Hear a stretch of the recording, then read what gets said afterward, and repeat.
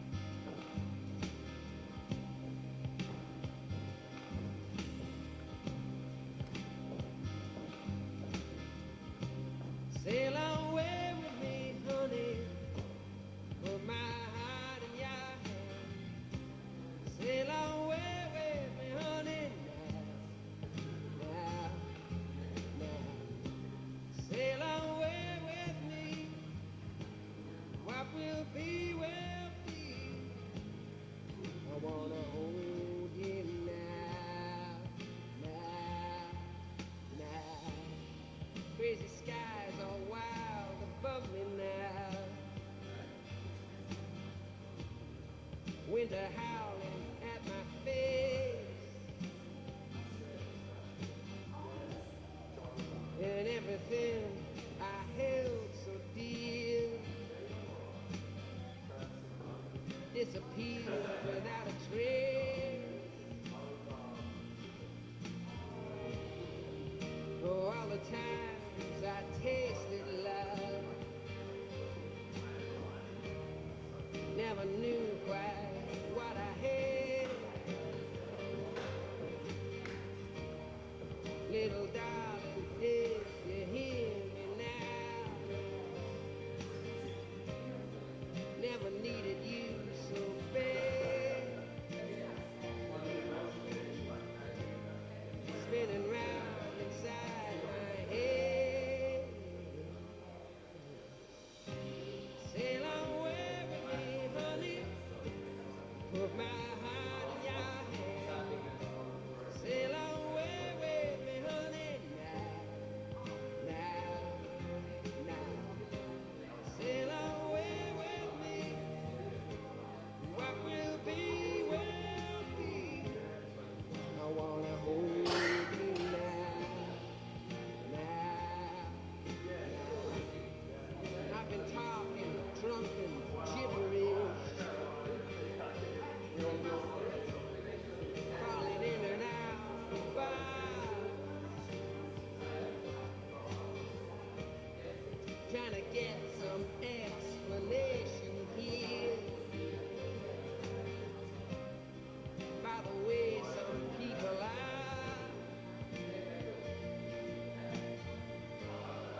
How did it ever come so far?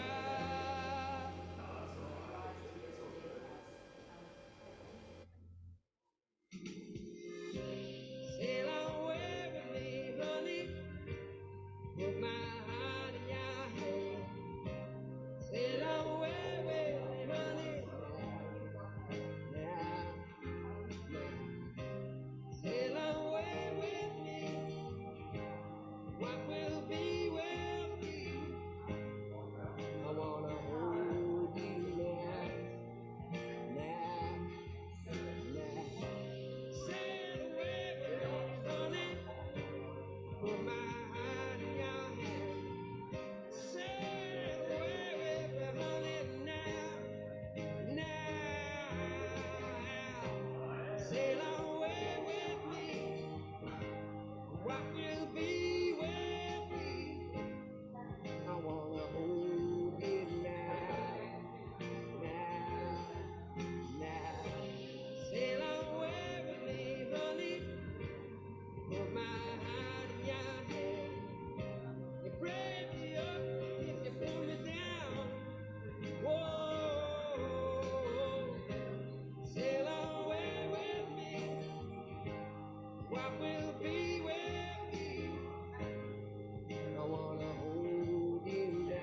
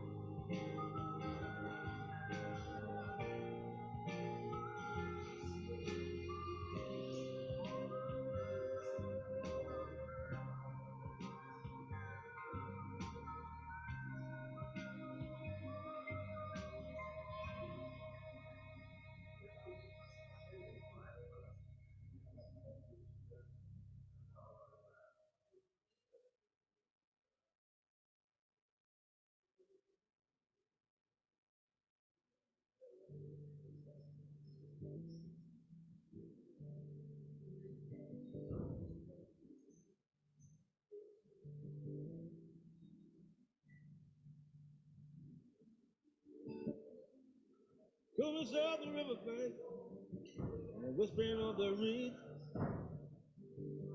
they break as night, so very far away. Shattered or spellbound, in the silence they lingered,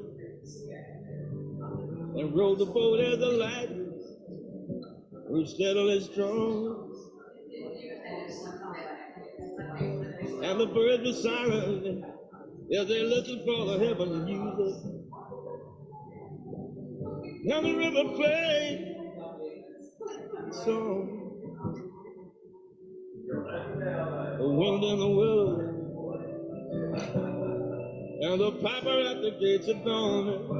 The wind and the willows, and the piper at the gates of dawn.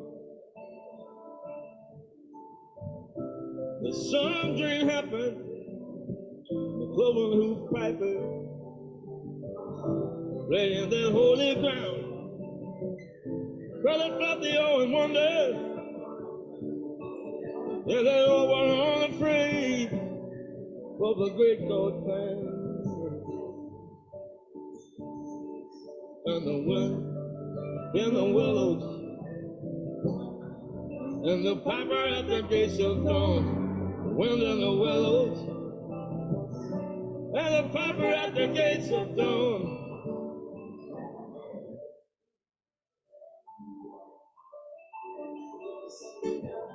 When the vision vanished, there was a choir of birds singing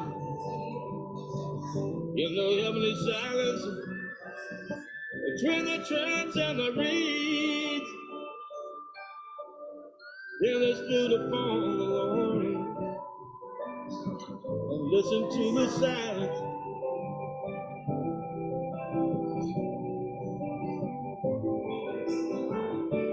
of the wind in the willow, and the piper at the gates of dawn. Wind in the willow, and the piper at the gates of dawn. The wind in the willow, and the piper at the gates of dawn.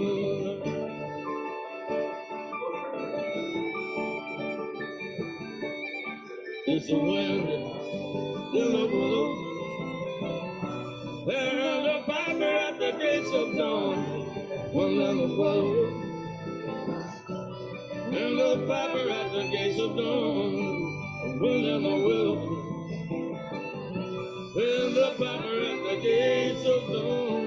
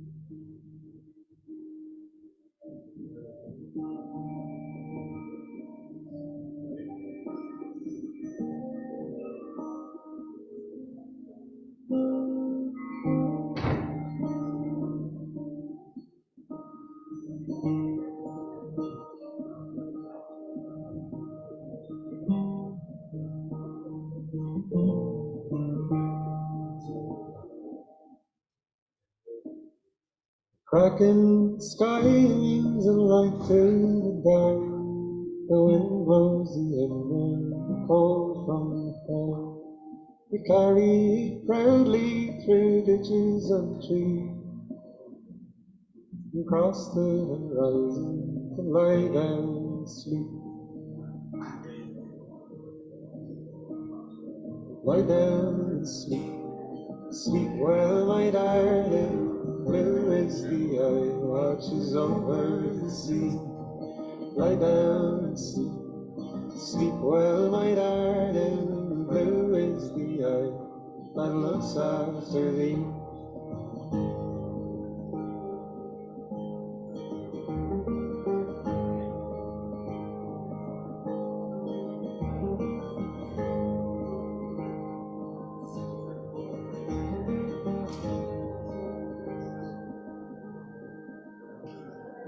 Over the ocean toward a new world, the city, the island, the tear in the pearl. A boat on the water casts out a clear eye. The darkness beneath us is teeming with light. Lie down and sleep.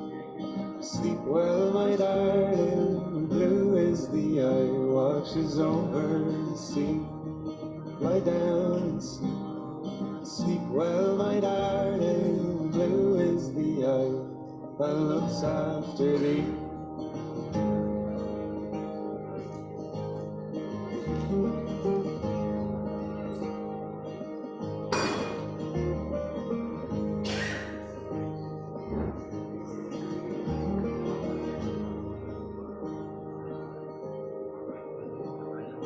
And if the fire from the hearth on the hill, the coal and the ember, they glow away still. Songs to the stranger, familiar and clear, ring out in chorus for all you hold dear. Lie down and sleep. Sleep well, my darling. Blue is the eye, watches over the sea. Lie down and sleep.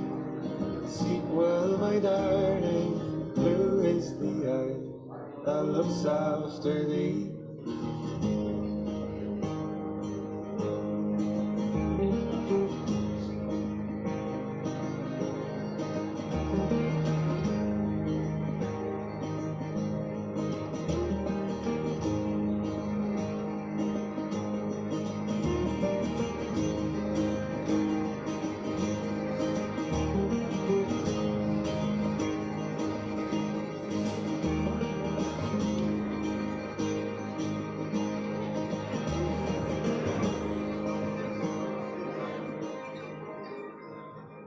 Flash in the dark, glimmers silver and blue, reaches the waves for a moment or two,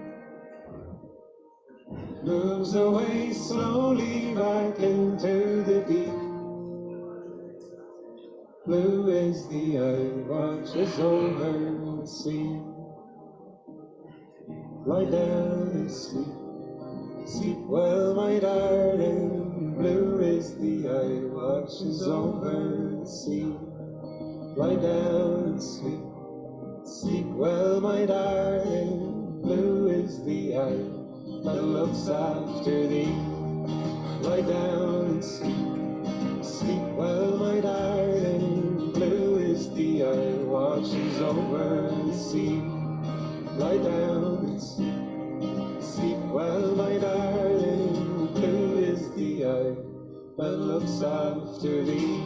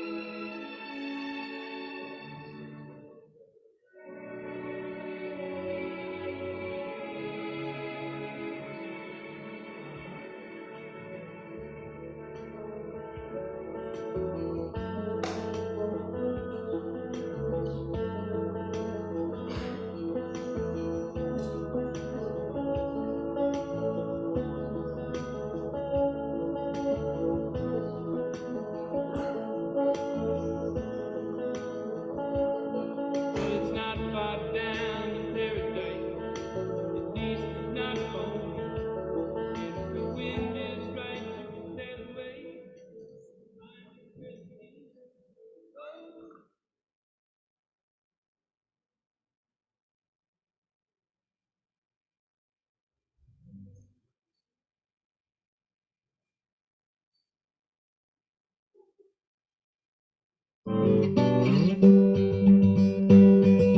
Blackbird singing in the dead of night. Take these broken wings and learn to fly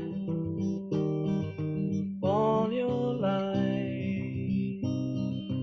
You were only waiting for this moment to arise.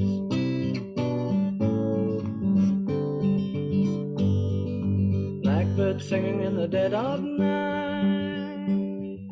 Take these sunken eyes and learn to see all your life. You were only waiting for this moment to be free. Blackbird fly, blackbird fly into the light of a dark black night.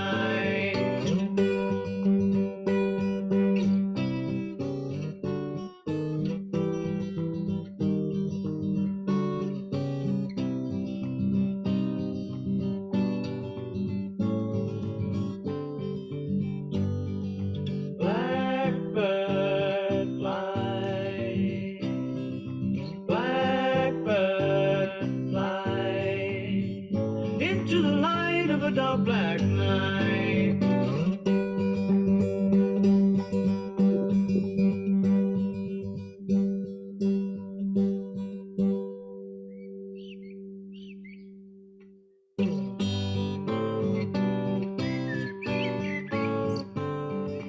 Blackbird singing in the dead of night.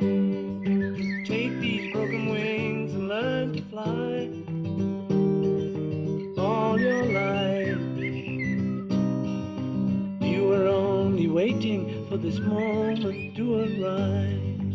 You were only waiting for this moment to arise. You were only waiting for this moment to arise. I would like to invite Gudrun to come and give us a welcome to country.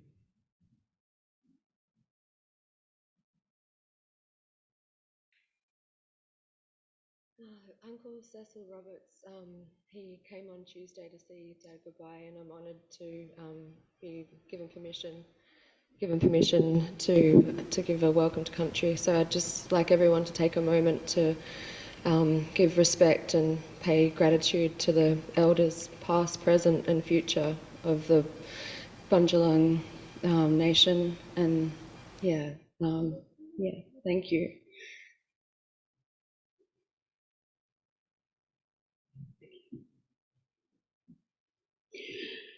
Good morning and welcome to you all from me. My name is Rosie Kaplan, and it is an honour for me to be here today for this ceremony of farewell for John William Wright. Between us, we hold many different faiths and beliefs, and I trust yours will hold you at this time. And we will acknowledge John's life with the tolling of the bell 3 times.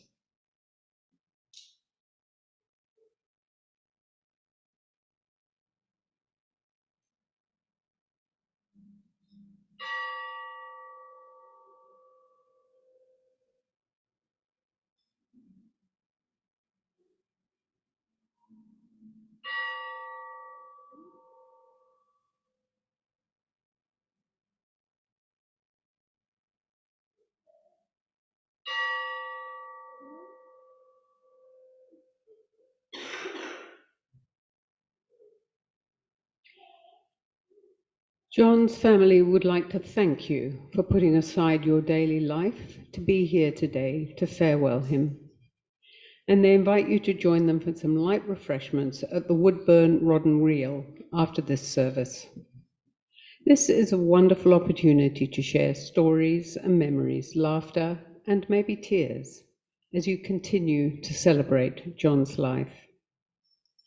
But before we celebrate, we have a journey to do together, and it starts with acknowledging your loss and grief. John passed peacefully at home in his sleep. And John's passing may come as an early release for him, but still leaves you with your sense of loss.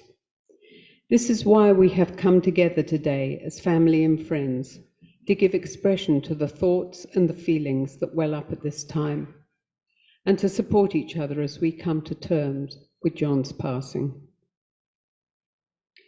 This funeral service can be the first step towards a healing of the heart, and it is a time for you to start let go those ties that have bound you together in life, and to allow you to express the love you have for John as you, John's loved ones and friends, gather together here in one last act of recognition.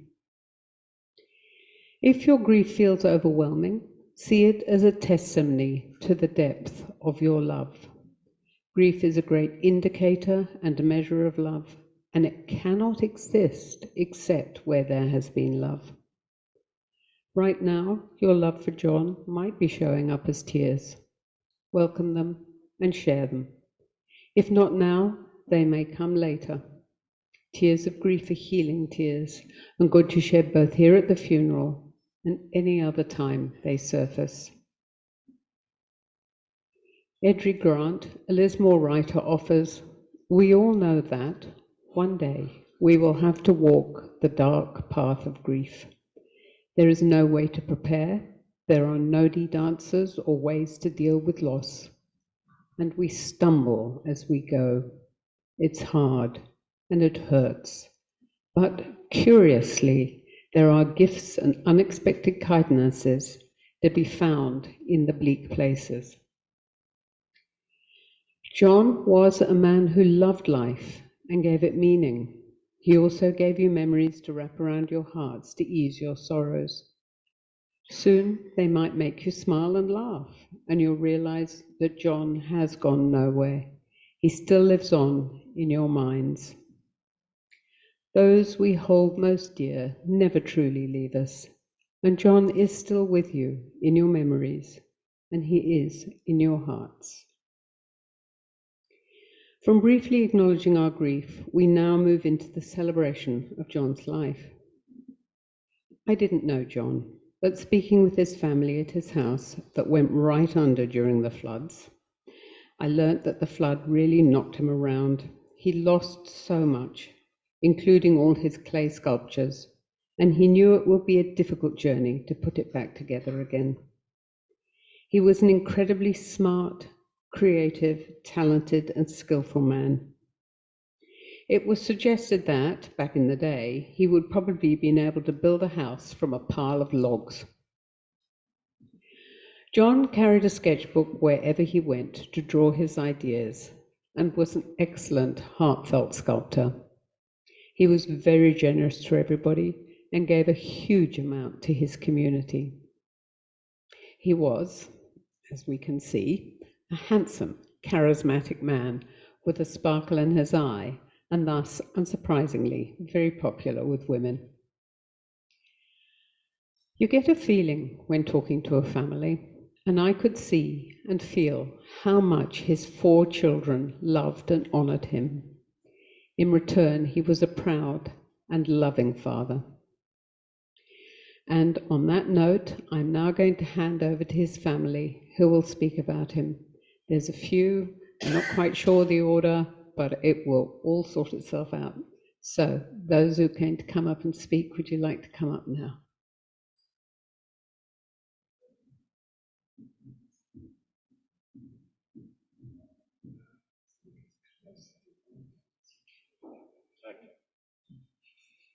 Thanks everyone for coming. wherever you've come from and stuff like that. Some of you might a bit further than others, but good to see you all here to pay your respects. Brother John, I've got to go back to a long way. When I'm about 5, so that's sort of late 50s. We grew up in just a tiny little house. We had a tiny little house with a little outhouse out the back. Dad was a bit of a wild man, sort of not, you know what I mean, businessman, entrepreneur type. Mum was your Victorian type style lady, liked everything done proper, always made us, you know, like breakfast was almost like a 3-course meal, you know what I mean, but for what she could provide. They had probably a love-hate relationship. It wasn't always rosy with us growing up in a small sort of confined space, and a few things, dramas went on and stuff like that, but we were a tight family group. They had like 6 children in a matter of about, 7, 8 years, Glenda, something like that. 7, 8 years all the children were born. Yeah. John being the second oldest. I remember my first day at school, John sort of took my hand to class. I was a 5-year-old. We used to have a sort of a go-kart, and we had like a track. Dad had made us this go-kart, and we used to go racing around that, put a few tyres down, and we'd make our sort of course and stuff like that. But they split up, so we moved to the big city. Tiny little town we were in, it was Spotswood called. This is in North Canterbury, New Zealand. And we moved to Christchurch. They was, you know, and Mum looked after us, provided for us, had to work there. What wasn't like benefits and stuff them days. It was pretty hard to, you know, survive, and Mum had to work a lot, and John looked after us boys, and Glenda looked after us, our whole sort of family sort of thing a lot of the time and things like that. But John was always supportive and looked after us, you know, like going to the schools. He was a little bit fiery, John. He had his, you know, like he could fire up pretty quick. So always good support. If you got a couple of bullies get you at school, you could always call on me brother to, John, come and help us out here. You know, he's there, you know, and he'd sort of sort the sitos out. But I'm just going to sort of give you a bit of a run of, you know, where he sort of, what I recollect of my brother like that. But the courts, after we lived in sort of Christchurch, and the courts decided that, you know, my father was trying to get the children and stuff, like big divorce case type thing, and big separations sort of we had to go through. But it ended up splitting the family. We got put into my younger brother Tony. We went to a boys' home. I think Glenda was sort of fostered out, and I think my middle sister and little sister, they went with the mum. But John, I think where he started first learning his talents, he got fostered out to this inventor guy who used to make stuff, had machinery. We'd sometimes go to visit him where he was, and he sort of had made like battleships out of wood, Maori carving type things, copy off type, you know, things. He could learning to carve, just create things. He could build kites, you know, the best kites, you know, you know, make great kites. But in the end, the courts decided that the boys would go down and live with our dad. This is, you know, which split the family up again, you know what I mean? So it went to, you know, so many schools as we were growing up. It was not the easiest of times. And John, you know what I mean? John was always strong for us, you know what I mean? He was a good, solid backbone. He had his demons, plenty of demons. Some of them come from them early days. We were sort of, I won't go into details, but we had a bad uncle when we were little kids, and I think John was not treated well by the bad uncle, but things like that probably affected him for the rest of his life. But he was still creative. Dad had a nickname for him, you know what I mean? They used to call him Winks. And John always had a little wink in the eye. If you knew him sort of well, he wouldn't say much sometimes.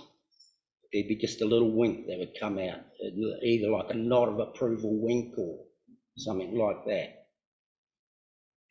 But he is always a good friend to his friends, I think, as far as I know. Not the most easiest man to work with all the time, you know what I mean? If you couldn't hold the end of a piece of wood properly and he'd start throwing things at you. He wasn't the best sort of guy to work with in that way sometimes, but always reasonably patient, so we learned a lot there. But as we grew up, John became one of the hairies, what they were called them days. Long hair, bit of a beard growing. I was still at high school then, and I used to admire him, you know. He'd be, you know, oh, John, and he'd be bringing home music, new music to us. So I learnt a lot of music off him in the days, you know, what bands to listen to and stuff like that. I won't go into all the bands and that, they've gone for ages. But I haven't really rehearsed this and I haven't written anything down, so I'm just going off the cuff here. But, yeah. But after I left school, no, at that time, John also was starting to get into a little bit of trouble, right? He could, you know, I mean, he got head up for a bit of burglary, you know. He used to be very good at climbing up things and, you know what I mean, climbing over roofs and going down things, drain pipes and stuff like that. He could walk on his hands and knees, up and down stairs. He was brilliant at handstands. But I remember then it was sort of time he was going to go on, leave New Zealand and go to Australia. This is probably, 72 or something like that. He first come over here, somewhere around that time. And by this time we had left home and we had a flat in Christchurch. And we decided to have a big party. Now, John, the cops come because we're getting a little out of hand. And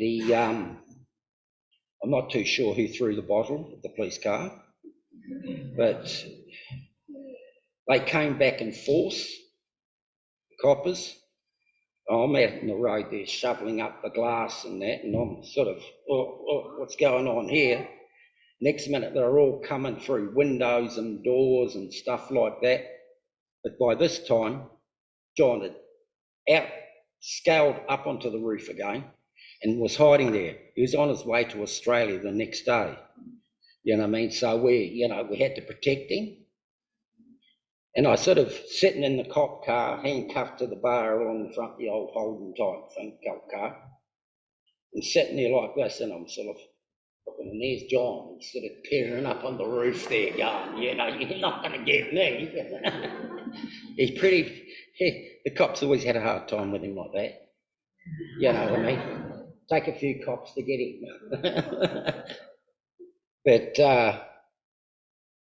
after coming to Australia, you know, I mean, anywhere he sort of went, and that if he come back home or something like that, he'd always bring your presents or something like that. But after that, it was time to travel a bit further afield. So, and he'd met a lady over in Australia, and they were going to do a trip, sort of all around the country. They went down the Mekong Delta and all through Europe, through Afghanistan and stuff like that for a couple of years, or probably a couple of years or something, Glenda, was it? Yeah. And I remember him bringing us back home these sort of Laos type shirts that the Viet Cong used to wear, the sort of greyish type, sort of bluey sort of shirt. Kept it for years. But where am I?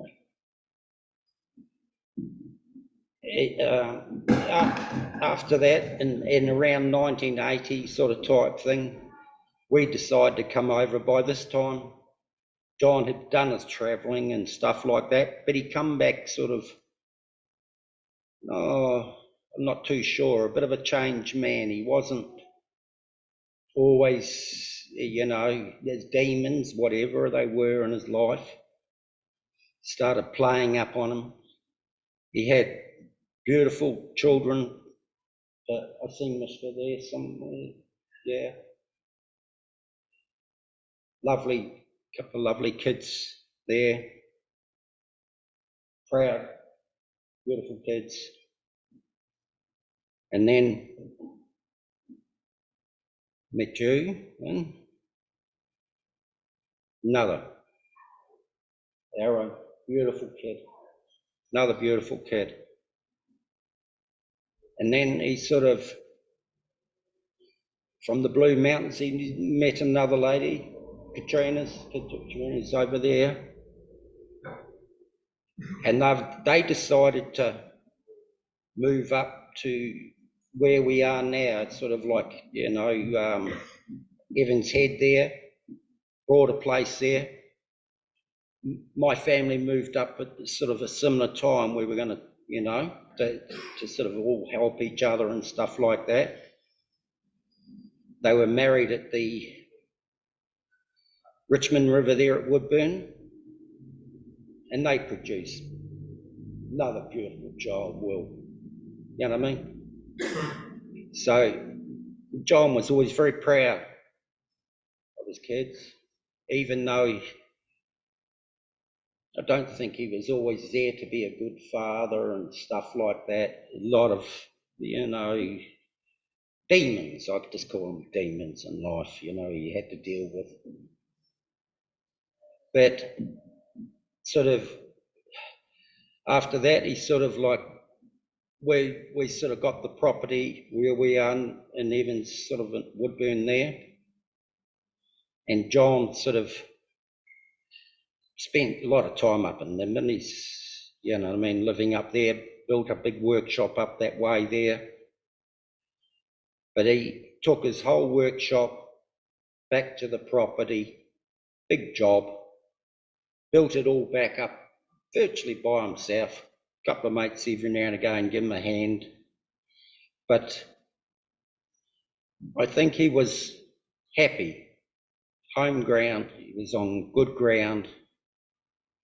From there, he made, beautiful furniture, beautiful stuff. He knew his woods, he knew things, sculptures. He could do anything like that.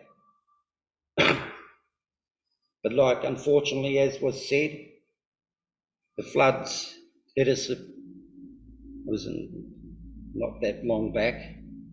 John was sort of pretty done. Well, we're all affected, but John knew that his sort of like, he was setting it up to be, his workshop going and things like that. Even if he couldn't use it, it was to be used in the future, and so proud of it. His kids have done well and everything like that. So, and in the sort of end, his health was sort of declining, and he couldn't do the things he wanted to do. He's always an active man like that. Working, doing things like that, kept him balanced, you know, kept him at a balance. So, but when it was hard to breathe in that, but it wasn't that long back there, just before he passed away.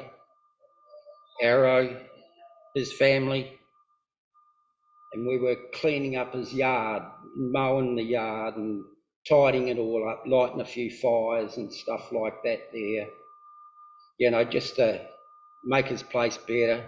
He got his toilet put in, you know what I mean, a new toilet and stuff like that. He could walk out onto the veranda there and sort of smile. That veranda, some of my best days with my brother.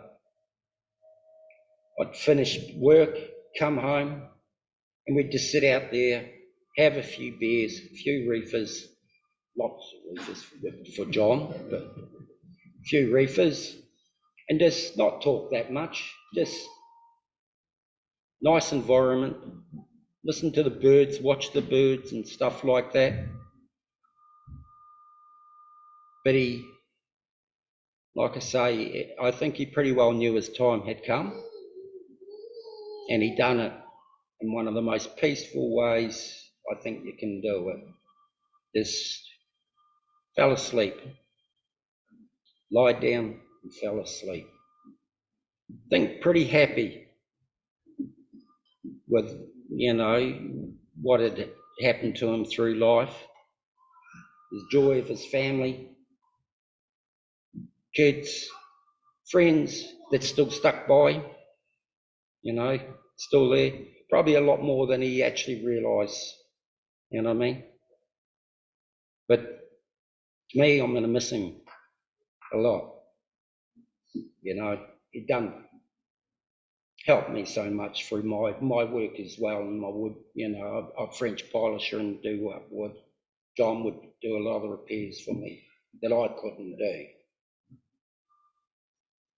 But that's sort of a brother, a good and bad man together. You know, he could be a lot of trouble. I got a sore ear about being too attached to John. He nearly chewed through that. Mind you, my other little brother, he chewed through the other one. So that's family being attached. Love my family, and I hope we carry on being a good quality family all through the generations.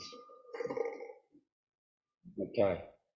That's about all I've got to say. Thank you for coming. Thank you for being here.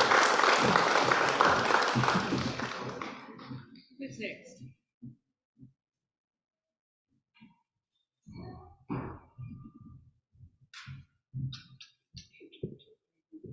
Thank you. G'day guys, my name's Sebastian. John was my granddad. All right, and I've prepared a speech here for you, and in memory of granddad. All right, here we are. Whew. John William Wright, an architect, a builder, sculptor, carver, jigsaw cutter, dust flying this way and that. John's patient, kind voice, all the while explaining how it is one makes a wooden sword, in accord with efficiency, dexterity, simplicity. How marvellous. It was amusing the way Grandad would work. So quick and with such skill and precision, you could say he had a wooden thumb. And in doing so, jokingly mention he knew wood like the back of his hand. For that is how it was. John was so in tune with his woodwork, measuring building materials, up with his eyes and hands. Now that's brilliant. Grandad, an ideas man, full of narratives, fantastic stories, meeting Bob Dylan, an eye for an eye. Unlikely plot connections that will have you crying out, "No way, that can't be John." I was there, he assures you, a cheeky grin as he rocks back and forth in his chair and laughs, ha ha ha. A kangaroo, a rocking roo. So much fun and excitement did all us grandchildren have playing with our wooden kangaroos. All right, guys, I want all my cousins to say it with me. Thanks, Granddad. Thanks for the kangaroo. Come on, guys. Guys, anybody that appreciated any of Granddad's woodwork, guys, let's bring it, guys. Come on. Thanks, John. Granddad made so many good things for me out of wood. He, he made me a wooden door with my name on it and a ribbon. It was kind of embarrassing, like back in the day, because having my name on my door, would always show it off, and I'd be like, "Look at this door," and I'd be like, "It says my name on it." It's a little awkward, but I'm so happy with that door. Yeah, every time I go into my room, I got that memory of Granddad, and he helped me with like a school project. I'd like to build a sustainable house, like to go through a flood actually. It's kind of fitting, and it was up on stilts, and I had no idea what to do, and I just came into the workshop, and it's just like boom, boom, boom, like in no time at all, we had this like great big mansion whipped up. I was like so happy with that. Saved me like big time. I think I got like pretty good mark for that one, so thanks, Pop. We made these swords and stuff like that in the workshop. Me and my mates would go over and like hang out, and he whipped us up these like wooden swords, and we'd do battles and stuff. Had heaps of fun memories with that. And last but not least, thank you, John William Wright, for building the loft so Nan could come and stay.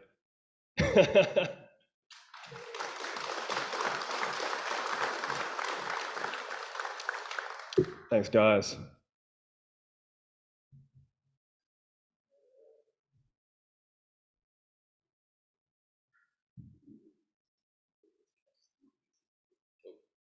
Hey guys, we're here to celebrate Dad's life. Well, basically he was my father. He wasn't the greatest father, but God, he was good at a lot of other things.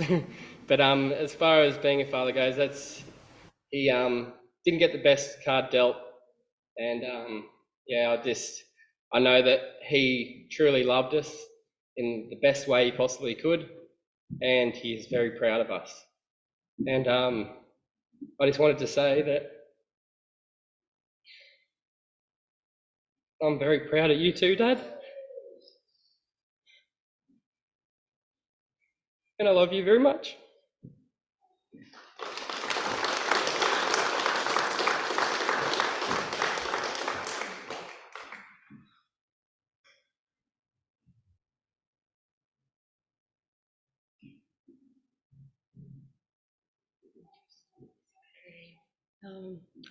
I have so much to say. I just thought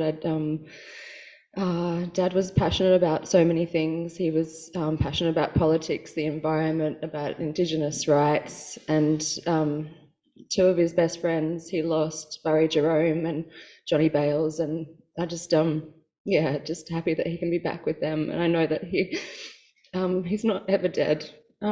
He's always alive and creating somewhere. And yeah, I'm so proud to be his daughter, and I'm so proud of him. Yeah, and thank you so much for coming.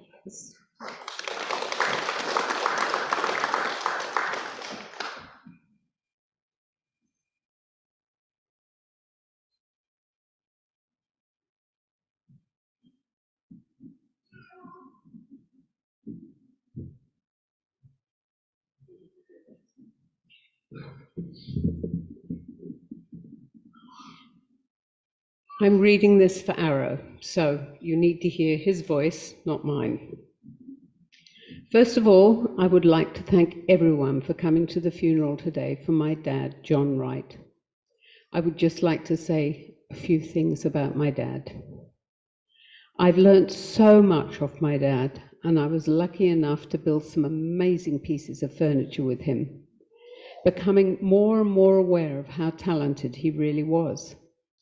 He truly was an amazing artist, craftsman, and builder of wood, stone, clay, and pretty much anything he could get his hands on and put his mind to. Dad was quite happy to tackle the jobs that were too hard for anyone else or seemed impossible, and always did it to a professional standard that was second to none. And he would openly share his knowledge with others freely.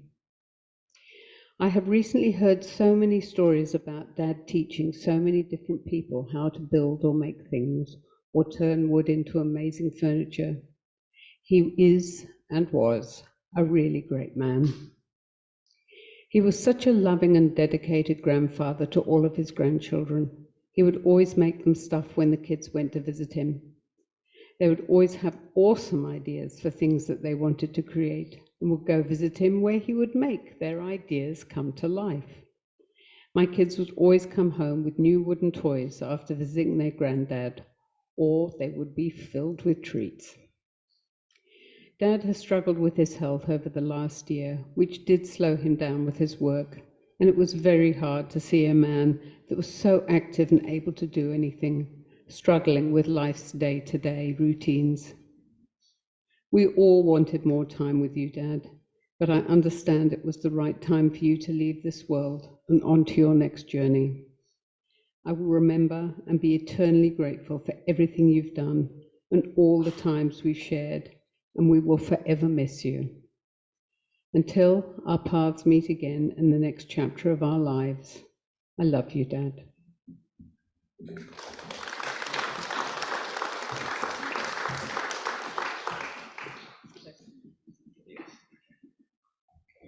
Hi everyone, I'm John's oldest son, one of four, and also there was two stepsons, Kane and Lee, which I know he loved dearly and held close.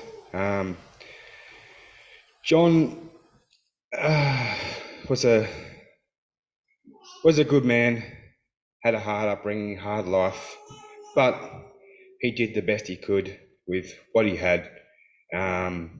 Very talented in sculpture, entrepreneurial. He knew everything.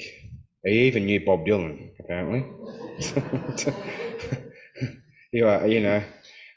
Many stories to tell, and he didn't reach his full potential due to his upbringing. But as he tried, and I think he did what he could with what he had, as we all do,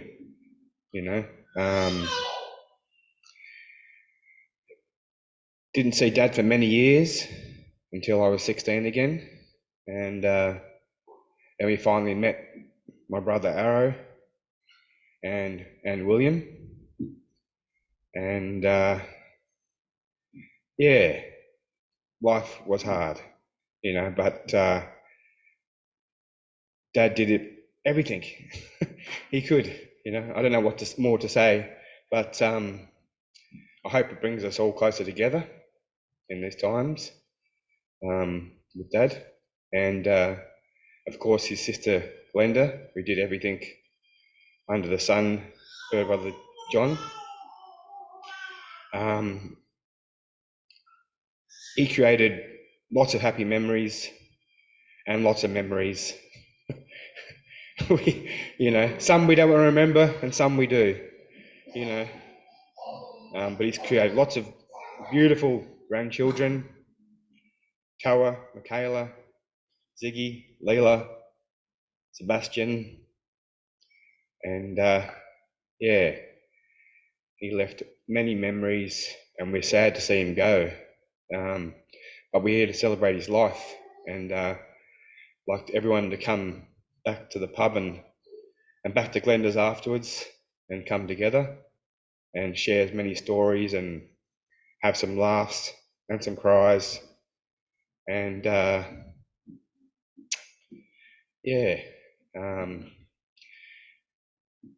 think that's all I can really say. But brother Leon, Tony, Glenda, Felicity, who loved him dearly, and they send their regards, and the people who couldn't be here, and his children loved him dearly, all in different ways. I think that shone through in all different ways. Arrow, keen fisherman, and Will, with his shop, and Dad helped him there a lot, with things, and Goody in many other different ways, and myself, and his partners throughout his life, Lynn, my mum Mishka, and I've had a slip of Katrina. Sorry. Anyway, I know he had lots of people loved him dearly, and I thank you for all being here and celebrating Dad's life. Yeah, thank you.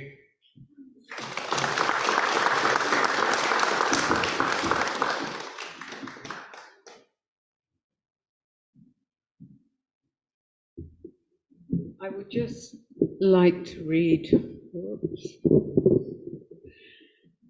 Felicity has sent something which I will read. Just a few words for my mutable brother. I will miss you more than you could ever know. Your stories of times gone by, enthusiasm for things to come, and your absolute uniqueness. I can still see and hear you. Through everything, John, you cared deeply for everyone and loved them all in spades. Now it's time to rest your mind and sleep in peace forever. Love you, John.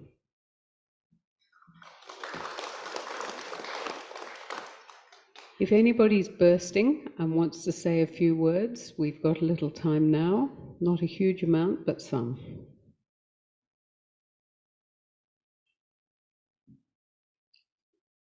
Okay. Okay.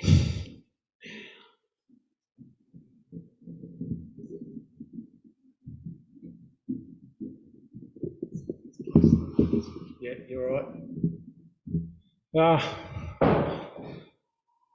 Good to see everyone here for John. I've only been in John's life a short time. I'm Savannah's father. So since Savannah's been with Arrow, that's how long I've known John. When I first met Arrow and went down to see him, he said to me, "Dad's coming over. Don't be surprised if you don't get an answer out of him. He never talks too much." I went, "Oh, well, fair enough. All good. Won't bother me too much." So he rocks up. Said, "How you going, mate?" He never fucking shut up. I couldn't get rid of him. He just talked, and that's what I liked about John. We talked about the homeland and what he got up to when he was a kid, and he sort of told me how he got into all his woodwork and stuff, that he used to go around with his dad to demolition sites collecting glass and wood and timber and stuff, and yeah, he just really enjoyed his life home. And in saying that, you know, I really enjoyed the time I had with John. Always go down for a beer. He'd always come down with none and leave with a six-pack most of the time, which was pretty cool. But then come back around when you go to his place, you drink 4 of his and take 2 home.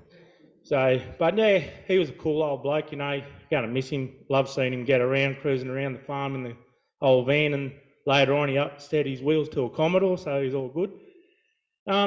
On saying that, I won't hold everyone up too long. It's a big enough day without me sitting here rattling on. But just in a bit of Mary for John, from my whānau to his, kia ora ko ihoa kia tona teku anu tana. In English that means, may you rest well, my friend, until we meet again. Thank you.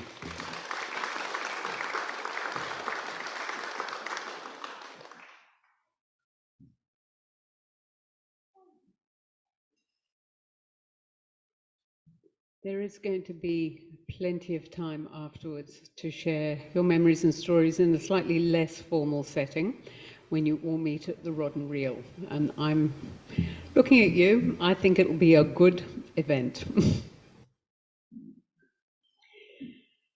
Filled with stories and thoughts about John, we now have an opportunity to reflect more deeply on him. You will each have your own personal and unique memories of John, and as the music plays, I invite you to bring a particular memory to mind, a moment shared, a story told, or something that was unique to John's personality. And let us each make our own personal thanksgivings for all that John has gifted to us through his living. And we will do this while listening to Knocking on Heaven's Door.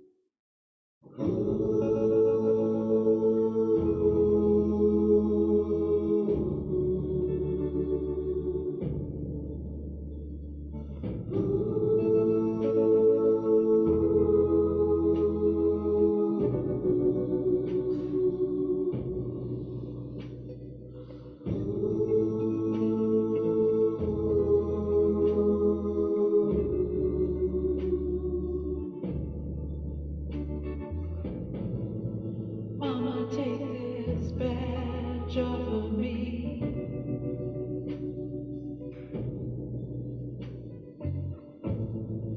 I can't use it anymore.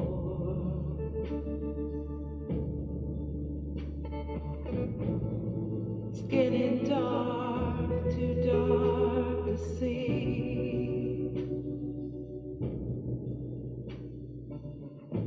I feel I'm knocking on heaven's door.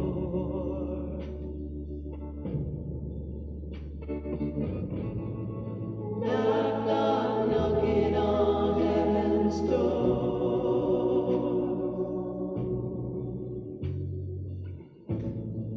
Knock, knock, knocking on heaven's door.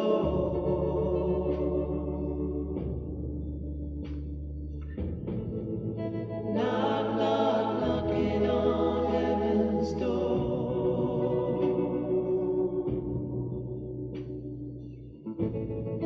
Knock, knock, knocking on heaven's door.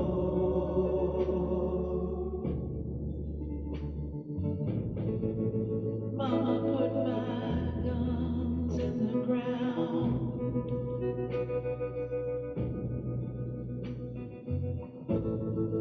I can't shoot them anymore.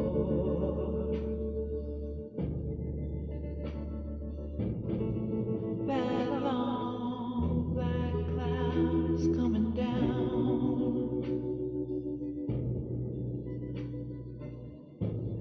I feel I'm knocking on heaven's door.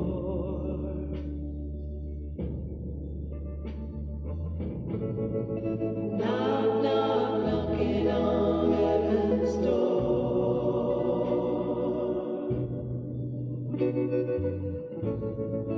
Knock, knock, knocking on heaven's door.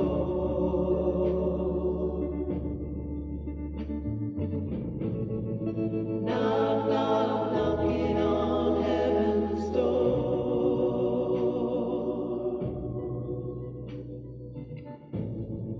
Knock, knock, knocking on heaven's door.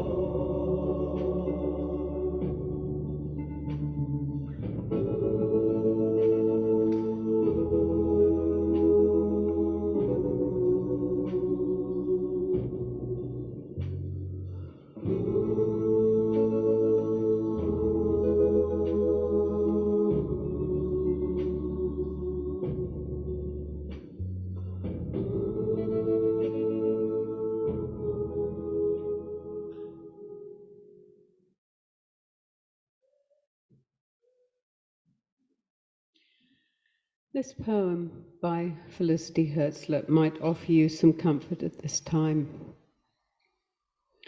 Do not dwell on him going, but remember always the love for him that is within you and will go on and on. So many are bound to him through actions small or efforts large, through sharing lives or but fleeting moments. It is love that lives on, love which sustains and dulls the pain of earthly parting. The earthly life of John Wright has come to a close. Would you please all stand if it's comfortable for you to do so?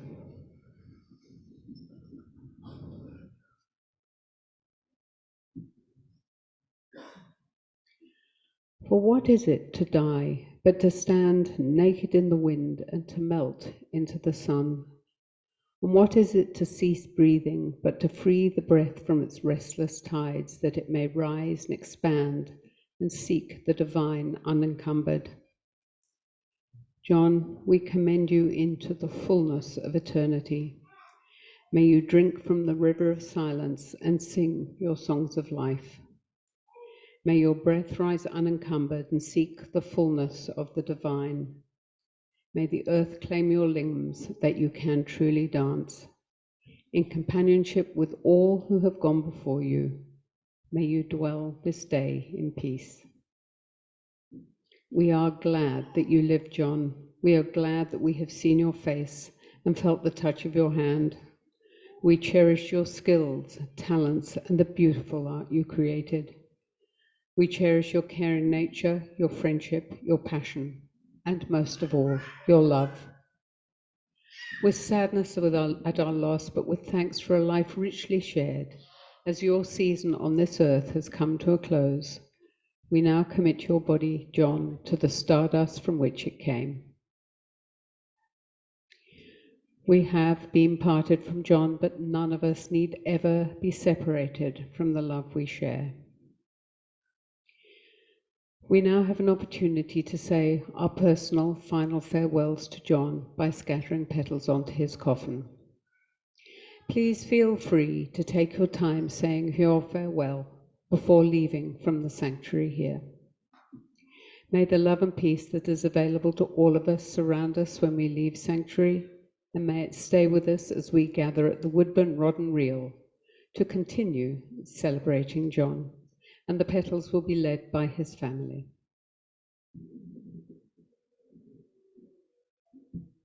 Sorry, can't hear a word.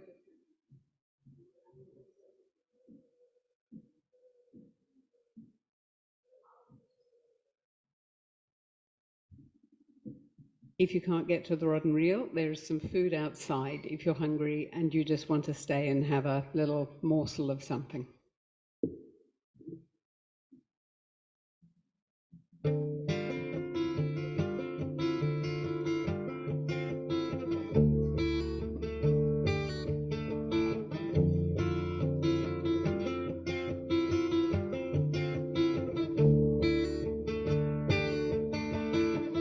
Old man, look at my life. I'm a lot like you were.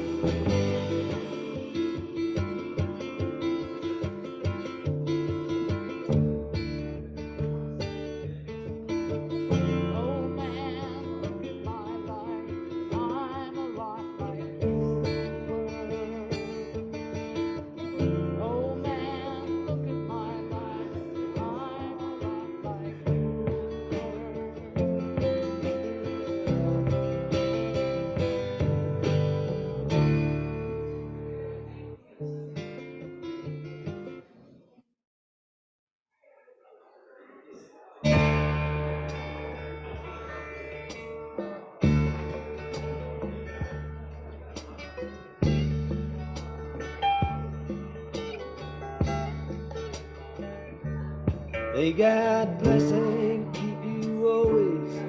May your wishes all come true. May you always do for others and let others do for you.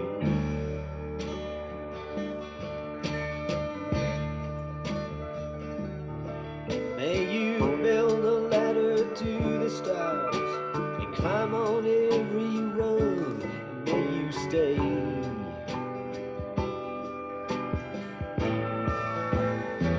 forever young.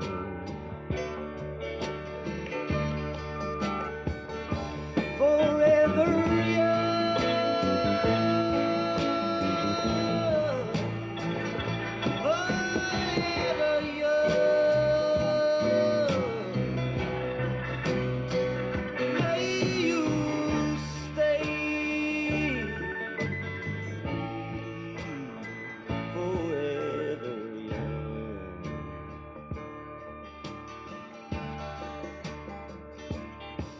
May you grow up to be righteous. May you grow up to be true. May you always know the truth and see the light surrounding you.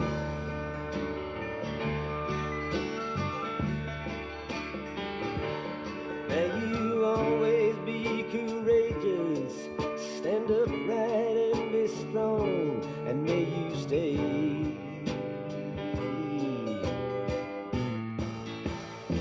forever young.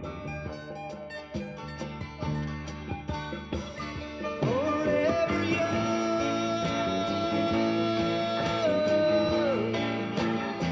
Forever young.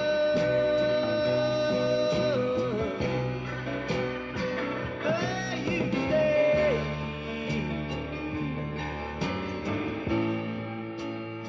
forever young.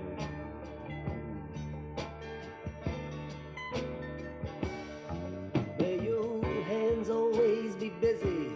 May your feet always be swift. May you have a strong foundation when the winds of change shift.